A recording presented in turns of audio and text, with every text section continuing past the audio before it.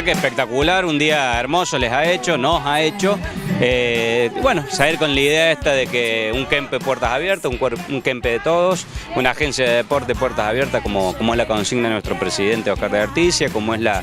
orden del gobernador, que los barrios aprovechen el deporte de la provincia, hagan deporte y difundamos el deporte social. La verdad que el deporte social tiene dos roles, uno es trabajar fuertemente lo que tiene que ver con la base de lo que es el deporte profesional o federado, es de donde se nutre el deporte federado y el deporte profesional, y lo otro es generar valores sociales y desarrollo social en los barrios. Bueno, como en la primera jornada le hacemos estaciones recreativas donde tenemos fútbol, vóley, ahí más o menos los profes le van enseñando algo de técnica. Después tenemos tatetí, el profe Julio Ledesma le da la visita guiada. Después hacemos patatenis